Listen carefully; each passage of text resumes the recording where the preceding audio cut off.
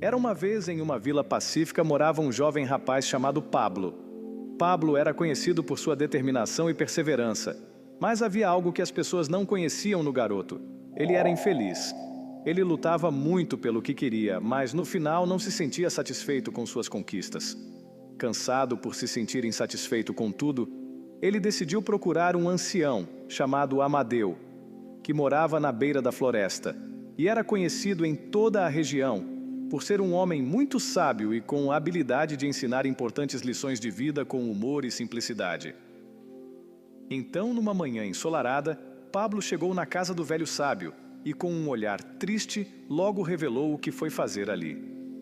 Senhor, eu vim atrás de seus ensinamentos, pois estou cansado de batalhar muito por tudo e nunca estar satisfeito. Quero encontrar a chave para a felicidade. Amadeu, com um sorriso singelo, disse ao jovem rapaz: É claro, meu querido, eu posso te ajudar. Mas primeiro você deve cumprir uma tarefa bem simples. Durante uma semana, você deve ir até o rio com este balde de madeira, passar por aquela estrada deserta e trazer água até este poço. Só tem um problema: o balde está furado. Pablo, intrigado, porém ansioso para receber os ensinamentos do velho sábio, aceitou o desafio. Então, todas as manhãs, debaixo do sol escaldante do verão, ele pegava o balde, enchia de água e saía em direção ao poço do senhor Amadeu. Quando ele percebia que a água estava vazando, ele ficava muito chateado. Porém, como era muito determinado a cumprir seus propósitos, ele não desistiu, mas sempre chegava no poço já quase sem água. No final de uma semana, quando ele chegou com o último balde de água, já meio desmotivado, por não ter conseguido encher o poço com a água e achando que havia falhado na sua missão, ele já esperava que o velho Amadeu estivesse desapontado com ele, mas ao invés disso, ele o recebeu com um sorriso caloroso, dizendo que ele havia cumprido o seu papel de forma espetacular. O jovem estava confuso sem entender como ele havia tido sucesso. Questionou o sábio, dizendo: como ele pode ter ido bem se o poço estava praticamente vazio? Amadeu, com toda a sua sabedoria, explicou: meu jovem, olhe para trás e veja a estrada que você caminhou com o balde por toda esta semana. Lembra como ela era feia, apenas cheia de terra a perder de vista, parecendo um deserto? E agora, graças à água que você derramou pelo caminho, olha como brotou vida. Ela está florida novamente.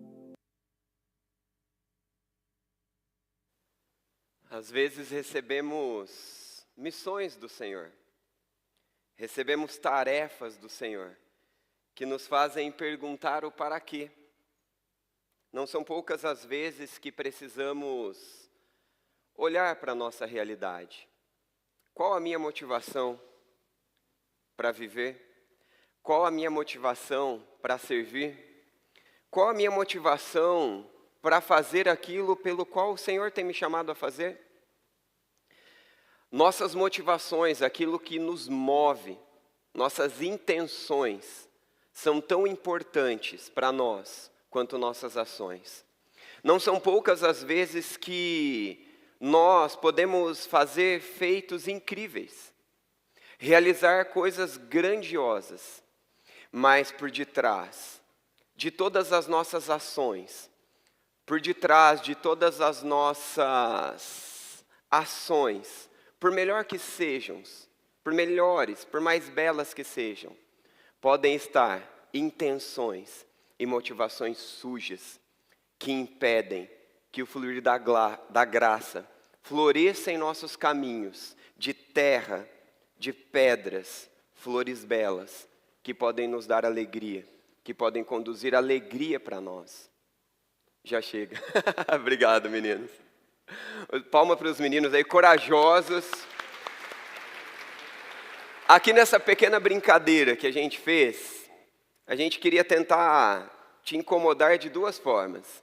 Talvez você incomodado com o grupo daqueles que se levantaram, sem saber a motivação, sem saber a intenção que os fez vir e levantar em um único grupo no meio da pregação. Talvez você se incomodou porque eles subiram aqui para tirar a foto e ficou pensando, que pastor exibido. Talvez você pensou o contrário, olha como que eles se exibem, ao invés de tirar foto de forma discreta, né, ficam aparecendo. Queridos, o chamado que Deus nos tem para servi-lo, O chamado que Deus nos tem para viver a nossa vida vai muito além daquilo que fazemos. Precisamos avaliar as nossas motivações, precisamos avaliar as nossas intenções. Nessa pequena história do Amadeu, nessa pequena história desse jovem, eu sou levado a pensar sobre o que Deus me convida, o que Deus me chama. Nós temos estudado o livro de Atos, o convite de Atos nos chama ao avivamento, o avivamento bíblico, o despertar a uma vida santa, o despertar ao conhecimento da palavra, ao despertar a uma vida de oração, uma vida de buscar mais de Deus e proclamar mais de Deus. O livro de Atos nos ensina a respeito de como a igreja começou e de como a igreja de Cristo se espalhou para o mundo. E através desses ensinamentos nós somos também convidados, convocados a viver essas mesmas verdades, porque eu e você somos a igreja de Cristo Jesus. Mas é interessante porque hoje nós vamos entrar no capítulo 5, nessa 11ª mensagem da série de exposição do livro de Atos. Nós entramos no capítulo 5, e o capítulo 5 está nesse contexto maior que eu já lembrei vocês, porém ele está num contexto mais específico do capítulo anterior.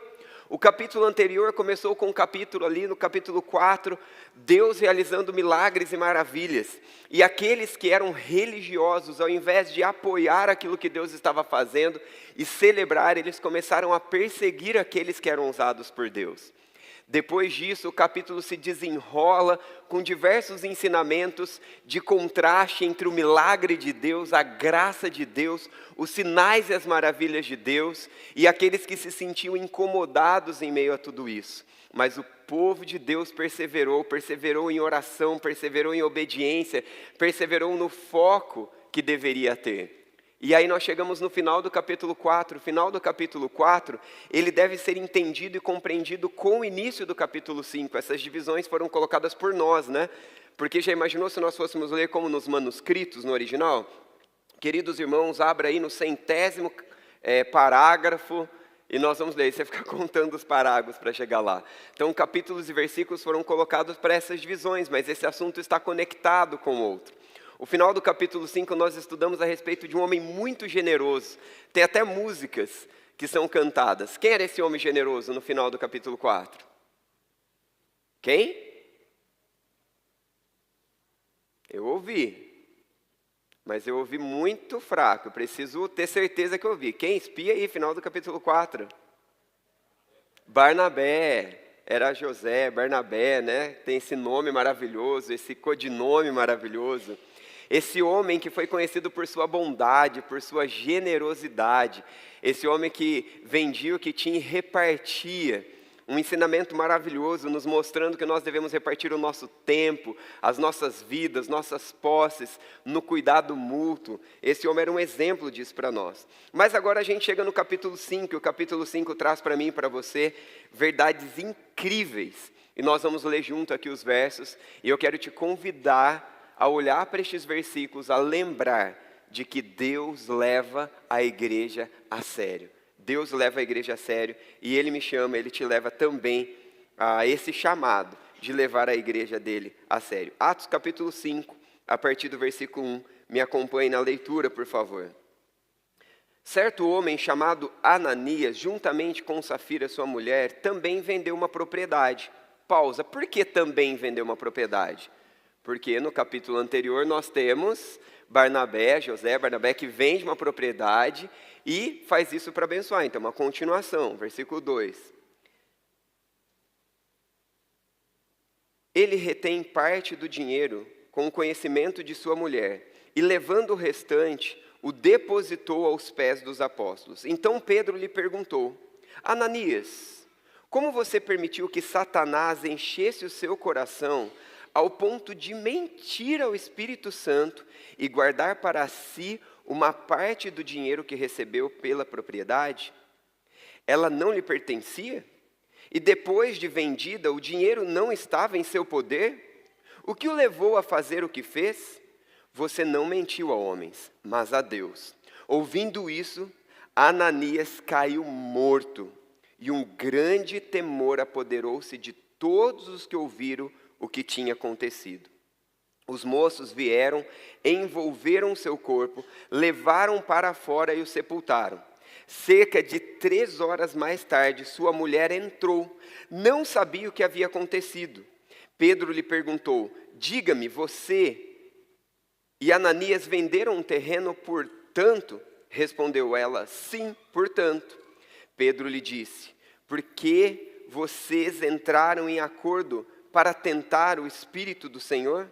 Vem, estão à porta os pés do que sepultaram seu marido, e eles a levarão também. No mesmo instante, ela caiu morta aos pés deles. Então os moços entraram e encontraram morta, levaram-no e à sepultura, ao lado do seu marido. Um grande temor se apoderou de toda a igreja e de todos os que ouviram falar destes fatos. Essa história é de tirar o fôlego. Porque ao olharmos para uma história dessa e olharmos para as nossas vidas, eu não sei você, mas eu fico um pouco desconfortável. Eu fico um pouco temeroso. Porque ao avaliar a minha vida, eu me vejo tantas vezes falho e frágil, também precisando purificar minhas intenções, purificar as minhas ações, se não as minhas ações e motivações diretamente no servir, no contribuir, em alguma área da minha vida tem tanto a ser purificado, tem tanto a ser vivido, mais de Deus e do seu reino. E aí então vem o temor sobre mim e sobre você. Mas para a gente entender os ensinamentos que esse texto traz, para a gente entender por que muitos de nós não caímos mortos neste momento, aqui na igreja, na presença do Senhor, quando nós trazemos tantos pecados e tantas fragilidades, nós podemos ler o texto e entendê-lo de forma mais profunda. Antes de irmos para os pontos e os princípios que o texto nos dá, eu quero te falar 3 palavras que eu creio que resumem esse texto como um todo. Primeiro, a hipocrisia, depois a influência e depois a temor. Eu quero te perguntar sobre qual influência hoje a sua caminhada com Jesus lá no seu casamento, no seu trabalho, o seu envolvimento com a sociedade, seu envolvimento aqui com a igreja está marcado. Pela influência daquele que com generosidade vende o que tem e reparte preocupado com aquele que precisa, ou com a influência daquele como este, Ananias, Safira, que vende e quer ganhar o status, quer ganhar o poder, quer ganhar o aplauso, quer ganhar a visualidade, sei lá como falar essa palavra aí, quer ganhar a atenção, mas não quer colocar a mão no bolso, não quer colocar a mão no abrir mão daquilo que tem, seja o tempo, seja o recurso, em prol do outro. Você, nesta e naquela outra área da sua vida, seja ela qual for, com qual desses você se parece? Qual tipo de influência hoje está mais marcante na sua vida, nas decisões do seu casamento, nas decisões dos seus filhos, na decisão lá no seu trabalho, na decisão aqui na igreja, nos ministérios? Será que eu e você estamos mais influenciados por aquele que quer aparecer e se destacar sem a boa motivação, sem a santa motivação? Será que a hipocrisia tem ganhado espaço na minha vida, no meu casamento, na minha paternidade, no meu pastoreio? E aí você pergunte para você mesmo nas suas áreas. Ou será que o temor santo de Deus está ganhando o coração? Está redirecionando minhas intenções? A grande ideia desse texto aqui, se a gente fosse resumi-lo em uma única frase, seria que a gravidade da hipocrisia se revela no juízo de Deus contra o pecado, demonstrando que o temor ao Senhor é o alicerce essencial para a pureza da minha vida e para a pureza do corpo de Cristo. Mas agora então eu quero passar com vocês aqui alguns ensinamentos resumidos desse texto, não apenas em palavras, depois a gente vai para os pontos. Pode passar para a gente, Nath, por favor? O primeiro convite para mim e para você é que nós venhamos levar a igreja de Cristo a sério. Levar a igreja de Cristo a sério. Vamos relembrar o texto que a gente leu, para você ter certeza que os pontos que nós vamos explicar e aplicar estejam ali na palavra de Deus. Qual foi a pergunta de Pedro? Primeiro ele questiona a Safira sobre o valor da venda, fazendo o quê? Testando a sua honestidade diante da comunidade. Se hoje nós tivéssemos alguém perguntando a você algo, para testar a sua motivação em relação ao seu envolvimento com a sua igreja local, seja essa ou qualquer outra. Como você terminaria esse teste? Reprovado ou aprovado? Se você recebesse ali algumas perguntas para avaliar a sua motivação, a sua intenção, vim no culto por quê? Coloquei essa roupa que estou por quê? Servi ou deixei de servir por quê? Falei ou deixei de falar por quê? Me posicionei ou não me posicionei por quê? Como você passaria nesse teste? Depois nós temos a mesma mentira. Safira confirma a mentira, mostrando que o pecado foi planejado em conjunto pelo casal. Quantas vezes eu e você nos juntamos com aqueles que nós deveríamos nos juntar para nos moldar à semelhança de Cristo, mas ao invés de nos juntarmos em casal, de nos juntarmos em amigos, de nos juntarmos com aqueles que nós temos afinidades, para nos lapidarmos, como a palavra de Deus diz que o ferro afia o ferro, para nos parecermos com Cristo, como a palavra de Deus nos diz que nós devemos exortar uns aos outros, para que então a verdade de Deus entre no nosso coração, que nós devemos dar suporte uns aos outros em Cristo, aconselhar uns aos outros na palavra em Cristo. Nós nos juntamos em afinidade como casal para falar mal do outro. Nós nos juntamos em afinidade com os nossos amigos para defender a nossa posição, para defender a nossa preferência, para defender o nosso lado, sem sequer dar direito ao outro que não está naquele ambiente de se defender e colocar também a posição do outro. Perceba que essa mesma mentira vivida e contada por este casal muitas vezes se repete na sua casa e na minha casa, na junção entre nós amigos e na junção entre nós igreja. Perceba a gravidade desse texto bíblico, perceba a gravidade desse Deus que nos chama a olhar para a santa igreja dele com o valor que ele nos chama a olhar. Mas aí nós temos o juízo divino. Perceba o juízo divino. Ela caiu morta instantaneamente, como seu marido, quando também mentiu, demonstrando que Deus não tolera a desonestidade dentro da sua casa. Queridos, Deus tem a igreja como algo muito precioso. É triste, é desesperador eu falar isso que eu vou falar para vocês, mas não foram poucas as vezes que eu vi pessoas prejudicando a igreja de Cristo. Eu não estou dizendo prejudicando A, B ou C, que fazem parte da igreja, mas pessoas se levantando sem nenhum tipo de temor ou com um temor desmerecido, fazendo com que a igreja viva desunião, fazendo com que a igreja viva algum tipo de partidarismo. E não foram poucas as vezes que nós, pastores, presenciamos consequências gravíssimas na vida dessas pessoas. Então, com esse temor e com esse desespero, com o santo temor que o último resumo desse texto me traz, eu quero te chamar uma verdade. Se você está fazendo algo contra a unidade da igreja, se você tem pensado algo contra a unidade da igreja, se você tem pensado algo contrário à igreja do Senhor Jesus, e você tem feito algo para prejudicá-la, não está acontecendo nada nessa igreja, tá, queridos? Que fique bem claro, não que eu saiba, espero que não. Mas é que a gente não prega diante de coisas que acontecem, a gente prega diante da palavra. Nós chegamos no capítulo 5 e eu apenas estou explicando esse capítulo, que fique bem claro. Mas se no seu coração, no mais íntimo do seu coração, você tem feito algo que você não deveria fazer em prol, ou melhor, contra a igreja, que o Espírito Santo de Deus traga um santo temor e que haja arrependimento no seu coração, porque a igreja é santa e a igreja precisa ser levada a sério. Agora deixa eu também te dar um alerta. Se você está de braços cruzados, sentado confortável nessa cadeira, desfrutando deste ar-condicionado, desfrutando de bons louvores, de uma boa pregação e de um conjunto de orações, e você não está fazendo nada em prol dessa igreja, que o santo temor do Senhor caia sobre você e sobre mim.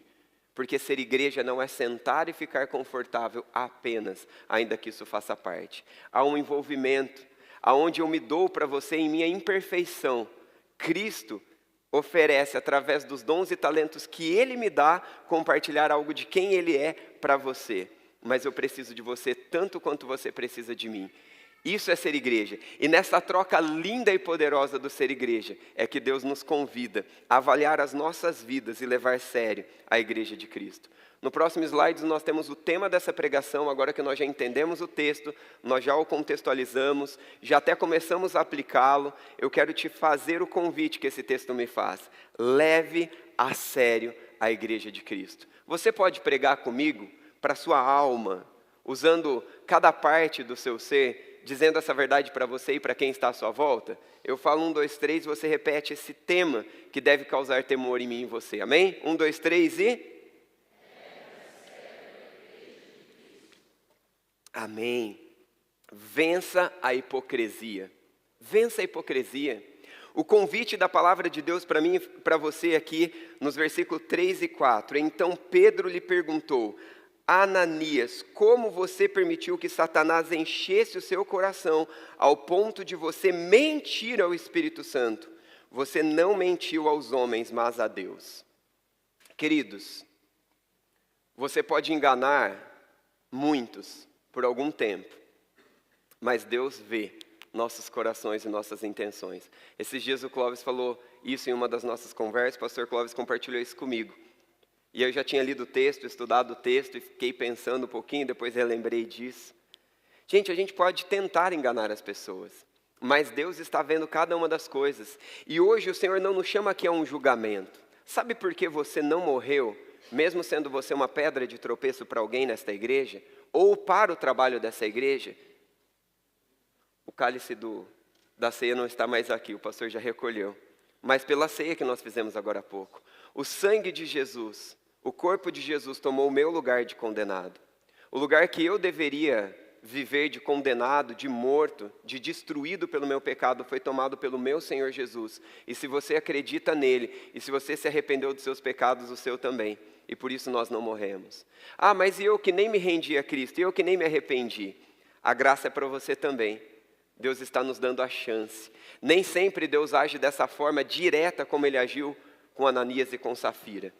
Talvez hoje seja mais uma graça de Deus sobre a sua vida, mais uma graça de Deus sobre a minha vida, permitindo que nossas motivações, permitindo que nossos sentimentos, permitindo que nossas ações e reações sejam por Ele purificados.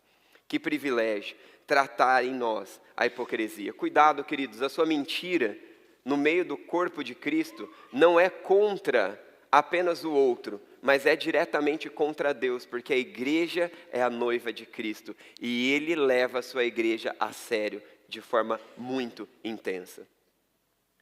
Que possamos deixar toda a nossa falsidade, que possamos deixar toda a nossa hipocrisia, que possamos deixar tudo aquilo que fazemos para nós mesmos aos pés da cruz. Deixa eu dar um exemplo bem prático. Quando foi escolhida a cor que iria pintar essas paredes aqui da frente, aquela lá do fundo, várias coisas foram estudadas e pesquisadas para aquilo que ficava melhor para a transmissão, para aquilo que ficava melhor como a harmonia de cores, etc, etc. E agora eu vou falar um negócio que talvez alguns fiquem um pouco pasmos. Eu não gosto de paredes pintadas escuras, tá? Não gosto, me incomoda. Preferência, egoísmo, jeitão, que mais? Tem uma palavra pior para isso, que determina, que é bem aquilo que eu preciso lutar mesmo. Eu acho que seria hipocrisia, talvez. Ou seria... O quê? Toque. É pior que isso. É pior. Porque toque e egoísmo tem mais a ver comigo, mas é pior, gente. É pior que isso. Primeiro que eu fiquei meio incomodado. Eu fiquei pensando assim, nossa, o que meus amigos pastores vão achar? Vão achar que agora eu sou pastor de uma igreja church. E eu não quero ser pastor de uma igreja church, então me incomoda esse negócio aí. Mas é pior, vamos cavucar um pouquinho mais. Egocêntrico é pior do que egocêntrico. Preconceito tem a ver. Tem a ver com preconceito, tem a ver com religiosismo. Não estou falando religiosidade, estou falando religiosismo. Que objetiva só o meu jeitão de ser, minhas preferências de ser na religião, e não o que é o princípio da palavra de Deus. E aí quando foram escolhidas as cores, é claro que eu me controlei, mas dentro de mim eu precisei lidar com muita hipocrisia. E aí depois ficamos discutindo, é marrom ou é cinza? É cinza ou é marrom? Cada coisa boba, cada coisa desnecessária. Ainda que alguns valores e algumas questões precisam passar pelos princípios da palavra de Deus e precisam ser tomados cuidado para não ir nem muito para cá e nem muito para lá, a questão é o que realmente está me movendo. Depois nós tivemos uma grande reflexão como igreja e também como liderança, se nós apagávamos parte das luzes, porque as luzes aqui são todas brancas e na atual modernidade, luzes brancas estão fora de estética. Agora são as luzes amarelas, não aquelas incandescentes, mas outro tipo de luz branca neutra ou mais amareladas, etc. E aí apaga uma parte, porque depois a gente vai usar o projetor fica melhor com parte das luzes apagadas. Tem alguns irmãos que se sentem mais confortáveis com algumas luzes apagadas, tem outros que detestam as luzes apagadas. E aí fomos lá para as conversas e reflexões. O que leva o nosso coração ao A e ao B? O que leva a gente a querer estar num lugar ou deixar de querer estar num lugar? O que nos leva a querer estar aqui ou não querer estar aqui? Com todo o respeito que merece toda a juventude da nossa igreja, pasmem de novo, eu não gosto do estilo do nosso salão social. Eu estou dizendo isso porque, como eu me flexibilizo muito e eu estou vencendo todas essas palavras que vocês disserem, um pouquinho mais daquilo que está no meu coração, muitas vezes eu luto por aqueles que estão lutando por algo que é contrário daquilo que eu gostaria, que é contrário daquilo que me deixa confortável. Mas a questão não é minha vontade, a questão não é minha preferência, a questão é o que a palavra de Deus diz, e isso para mim é negociável. Quer ver uma coisa? Cheguei aqui, eu disse algo para a liderança. Na hora da pregação, 100% de luz acesa no salão social. Não dá para ficar nenhuma luz apagada, é tudo aceso. Palavra, reflexão, vamos pensar à luz da palavra aquilo que é dito, então é intelectualidade. Algumas coisas eu consigo flexibilizar, outras não. A questão, queridos, é que eu vou te dar agora uma pílula. Eu vou dar uma pílula para cada um de vocês vão tomar ela. E quando vocês tomarem, vocês não vão mais ter problema com a luta com a hipocrisia. Toma para você, uma para você, uma para você. Não tem pílula mágica. Pastor Clóvis, o senhor tem alguma pílula mágica para nos ajudar nisso? Não tem. Queridos, a hipocrisia vai rodear os nossos corações o tempo todo, no nosso casamento, na nossa paternidade, no nosso ser igreja, nos nossos envolvimentos com a sociedade. Olha alguns textos paralelos sobre esse assunto que vão fortalecendo ele. Provérbios 12, 22, o Senhor detesta os lábios mentirosos, mas se agrada dos que agem com fidelidade. Não pode pintar a parede de marrom não, porque marrom, na verdade, vai prejudicar o reflexo daquela luz. Começa a inventar coisa para fazer a tua vontade, hipócrita. Estou falando de mim, tá? Se pega para você também, aprenda. Salmo 51, versículo 6. Tu desejas a verdade no íntimo, no coração me ensinas a sabedoria. A verdade no íntimo, queridos, é no mais profundo do coração. É colocar o meu coração diante de Deus e abrir-me diante de toda a minha vergonha, de toda a minha sujeira e dizer, Deus, está tudo confuso, está bagunçado esse negócio aqui, mas purifica no meu mais profundo íntimo. E até que eu descubra se o meu coração está limpo ou não, purificado ou não, eu fico de boca calada e de ações paralisadas. E então eu me purifico à luz da palavra de Deus. E então, depois de purificado pela palavra de Deus, eu dou uma opinião, eu me movo para cá, eu me movo para lá, para que eu não caia em hipocrisia, porque hipocrisia atrapalha a igreja de Cristo, hipocrisia atrapalha os meus irmãos, hipocrisia me atrapalha. Lucas 12, versículo 1 e 2. Tenham cuidado com o fermento dos fariseus, que é a hipocrisia. Não há nada escondido que não venha a ser revelado, nem oculto que não se torne conhecido. É interessante porque quando eu assisto o The Chosen, que é apenas uma forma poética, uma forma cinematográfica de mostrar a vida de Jesus e dos discípulos, eu percebo algumas coisas que a minha imaginação não foi tão fértil assim. E ao olhar ali, esses religiosos recebendo as informações daquele que representa a Cristo, é um negócio desesperador. E eu não sei você, mas não foram poucas as vezes que eu me identifiquei muito mais com esses religiosos hipócritas do que com o verdadeiro cristão. E aí eu preciso muitas vezes dar uma pausa, ler o texto bíblico, chorar aos pés de Cristo e depois voltar a assistir e dizer, Senhor, purifica-me, Senhor, limpa-me, Senhor, dirija-me. Então, se você está se sentindo como eu, muitas vezes falho, não tem pílula mágica, mas tem o Espírito Santo, tem a palavra perfeita de Deus que nos é ministrada hoje, nos purifica, nos capacita e nos leva mais adiante. E olha que eu venho sempre verificando o meu coração.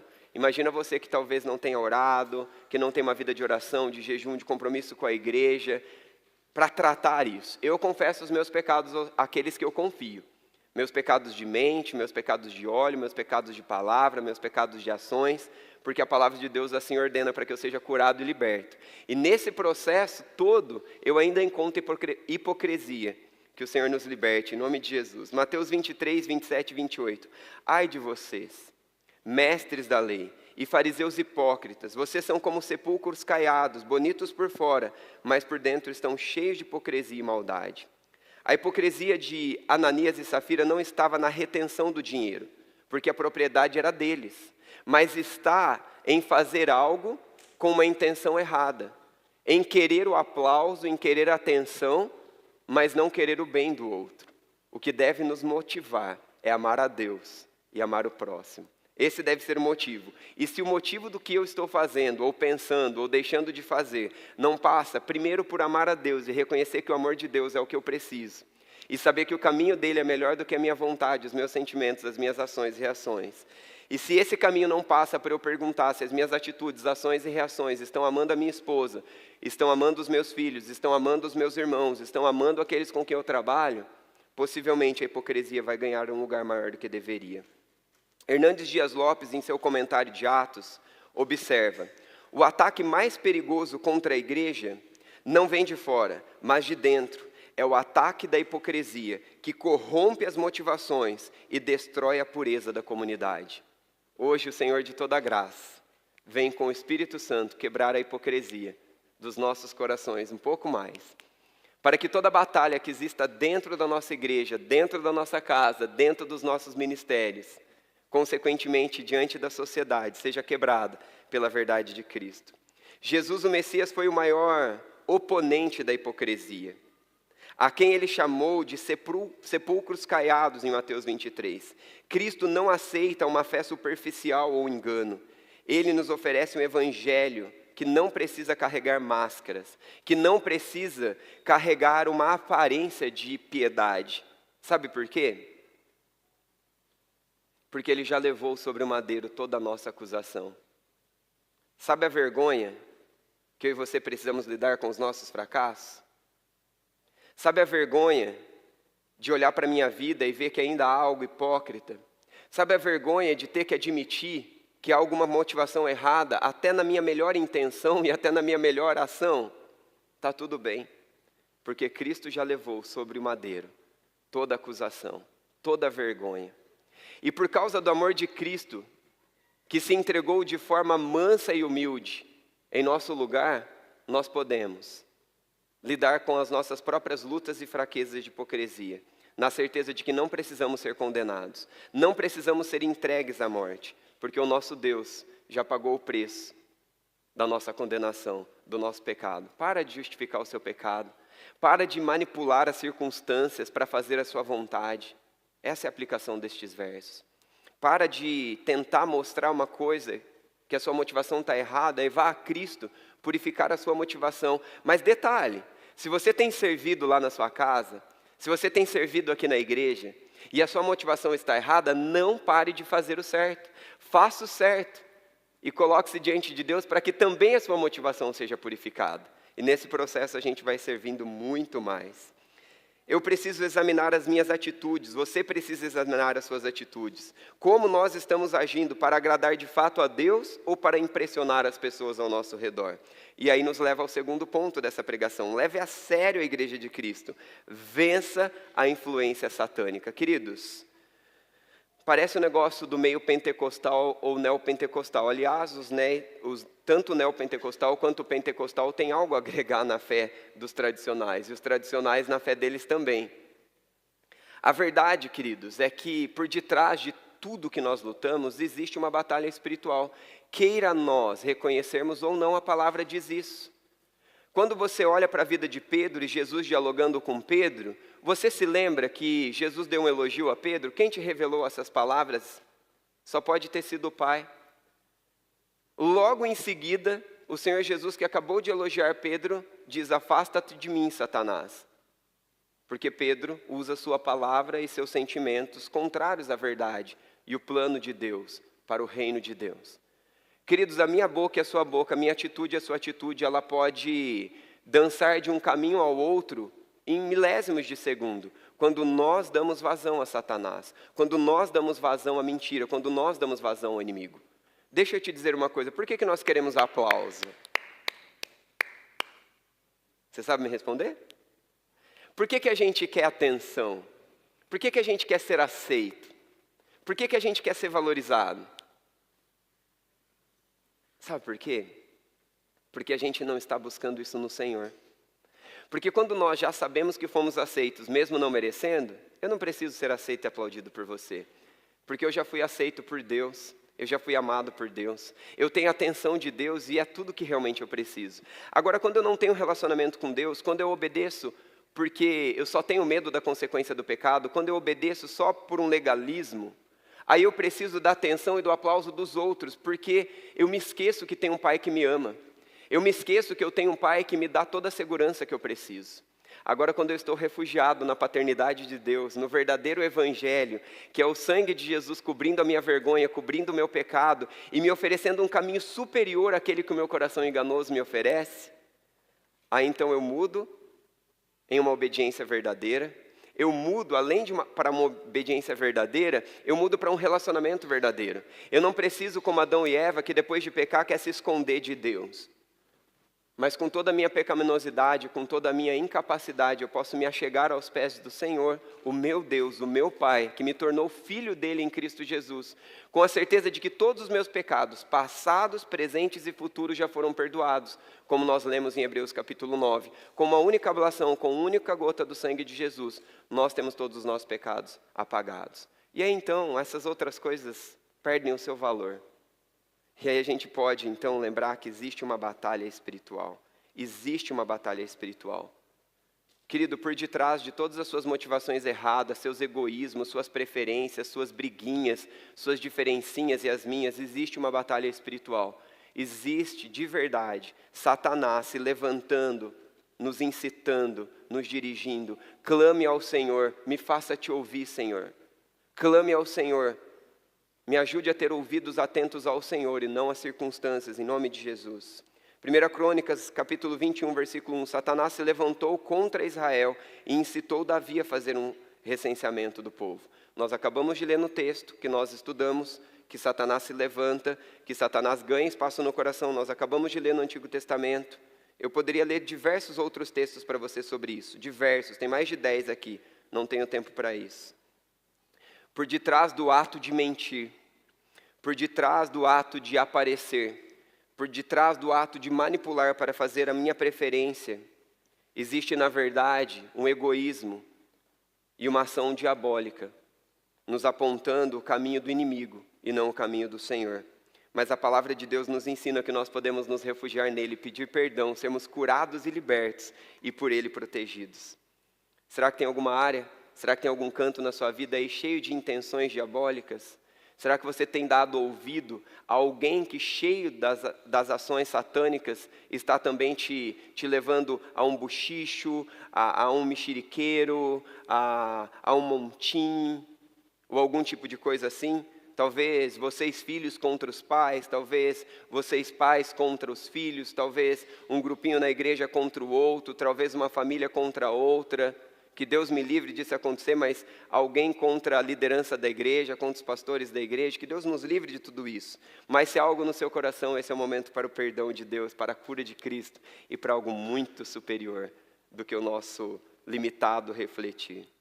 John Piper, em seu sermão, um sermão que está aqui em inglês, by like, ele diz o seguinte: o engano religioso na presença de Deus é uma coisa a ser temida. Deus não é zombado, e o Espírito Santo é um grande conforto aqui, porque é precisamente o seu poder de habitação que nos torna, de fato, reais e autênticos. Você pode se tornar mais autêntico e mais real com a ajuda do Espírito Santo, mas tema, a igreja de Deus não é algo simples. Você precisa levar a igreja de Deus de forma séria, séria e séria.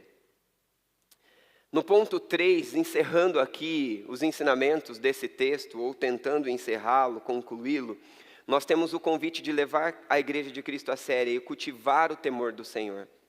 Perceba que tanto após Ananias morrer, quanto depois de Safira morrer, esse casal, nas duas circunstâncias, o texto se repete, que o temor do Senhor encheu aquele lugar.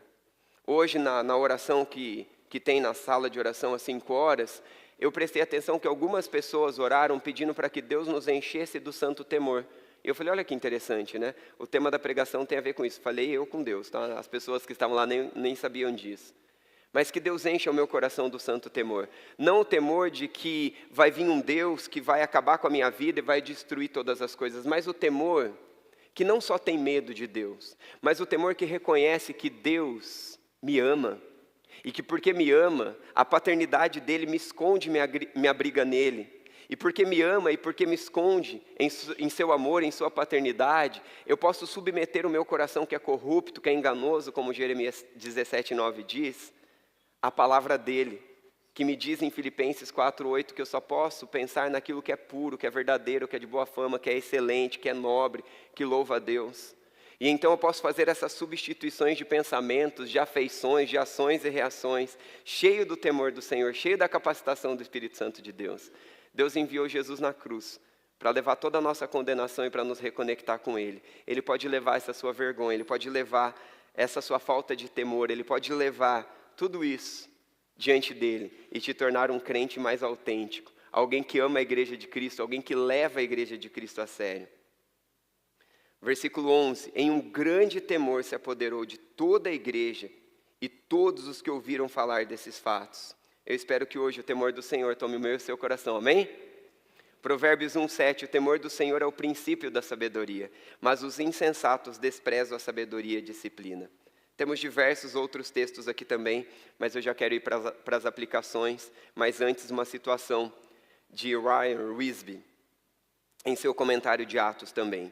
É comum ver o Senhor enviando juízos especiais no início de um novo período da história bíblica, como se Deus estivesse alertando o seu povo para o fato de que um recomeço não significa que as regras antigas mudaram. Eu espero que haja um novo recomeço na sua vida e na minha vida, amém? Mas que nós não nos esqueçamos que junto com o novo recomeço permanece os mesmos princípios da palavra de Deus, auxiliados por Ele, fortalecidos por Ele, ancorados na palavra de Deus, para todo sempre. E então aqui para a gente aplicar, nós temos algumas aplicações gerais. Eu sei que o nosso projetor, por enquanto, em breve nós vamos trocar e terminar a nossa reforma aqui, vai estar um pouco melhor, mas algumas aplicações práticas para nós. Primeiro, no cunho pessoal, eu confesso a Deus as minhas mentiras. Confesse ao Senhor as suas mentiras agora.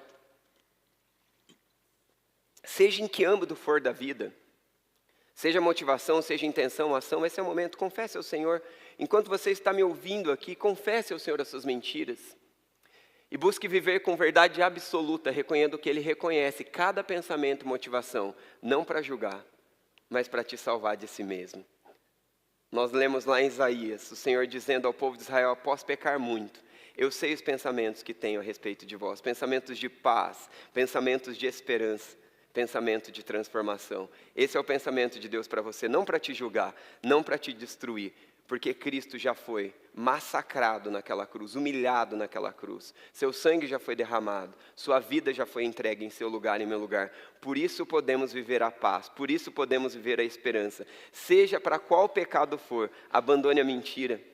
Uma aplicação dentro da família e da igreja, de forma prática, pratico a transparência como família e também com os meus irmãos da fé. Que essa seja uma verdade marcante na minha vida e na sua vida. Que ali em casa, que aqui na igreja e consequentemente nos demais lugares, nós possamos praticar a transparência.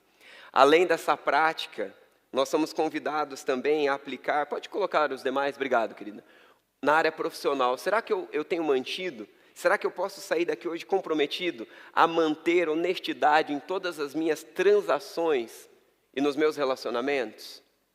Queridos, independente da sua profissão, se você acha que nós pastores dentro da igreja não passamos por pressão para sermos fiéis ao Senhor, que doce ilusão tinha eu quando escolhi o ministério. Ainda bem que eu não sabia como seria, senão acho que eu não tinha aceito. Mas já que estou, vamos continuar. As pressões são constantes no seu trabalho, no meu, na sociedade, na igreja, em casa, quando ninguém está te vendo e quando está todo mundo te vendo. Mas nós podemos ser fiéis, porque o Senhor tomou o nosso lugar. Nos estudos, queridos, vocês jovens ou vocês adultos que estão estudando, o convite de Deus é que nós estudemos a palavra de Deus com sinceridade e humildade, sem pretensão ou motivações egoístas. O mundo ensina que a gente precisa tirar a nota 10, que nós precisamos ganhar o cargo mais cobiçado, mas da igreja nós estudamos a palavra de Deus para conhecermos mais daquele que nos enche, mais daquele que nos preenche, mais daquele que é verdadeiro e nunca falha, e não como a sociedade. E isso reflete também, eu não preciso colar na prova, eu posso entregar o resultado que eu busquei, porque o objetivo é conhecer a Deus e fazê-lo conhecido, é desfrutar de Deus, e não o resultado daquilo que eu posso manipular. Eu não preciso ter a nota 10, eu posso ter a nota 6, mas se a minha motivação e o meu esforço foi o melhor, o Senhor é quem vai me prosperar, o Senhor é quem vai me sustentar. E as duas últimas aplicações, lazer e recreação, não abro brechas em comportamentos desonestos ou enganosos, mesmo no meu meio, de desfrute, de lazer. Até ali eu permaneço com os valores verdadeiros de Deus, que enche o meu coração e a minha vida. E aí, para aplicar, no que mais Deus me chama a mudar nas minhas motivações e ações? Será que tem mais alguma área aí na sua vida que Deus está te chamando? E por fim, a nossa frase que tenta resumir os ensinamentos desse texto, e eu vou pedir que você leia ela em voz alta, por favor. 1, 2, 3 e...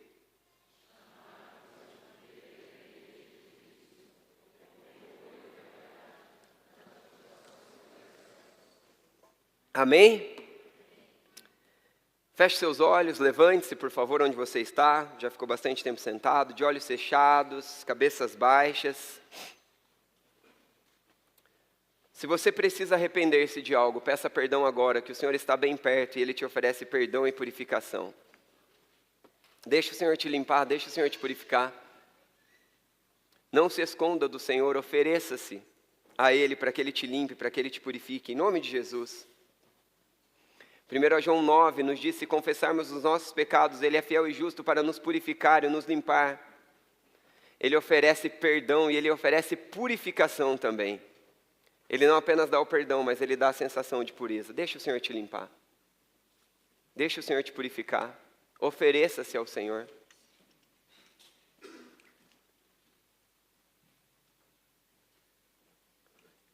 Senhor, venha passear nos nossos corações, nas nossas intenções, no nosso arrazoar, e permita que cada canto, cada área das nossas vidas encontre a verdade de quem o Senhor é, para que não nos iludamos ou nos prendamos em mentiras, em ilusões, tentando conquistar algo com as nossas próprias forças, quando na verdade o Senhor já nos deu tudo o que nós precisamos e muito mais. Refugia-nos em Ti, Senhor. Refugia-nos, esconda-nos, abriga-nos em quem o Senhor é. Purifica, Senhor, as nossas intenções, para que não sejamos escravos de coisas pequenas, para que não prejudiquemos o Teu reino, para que não sejamos prejudicados. Livra-nos de motivações erradas, livra-nos de tudo aquilo que não é Teu, encha-nos do Evangelho que é o Teu amor, encha-nos do Evangelho que é a Tua graça, encha-nos da verdade de que já temos tudo o que precisamos no Senhor. Que então, ó Deus, refugiados no Teu amor, possamos viver a pureza de motivações e intenções, ações e reações, em nome de Jesus. Em nome de Jesus. Amém. Amém.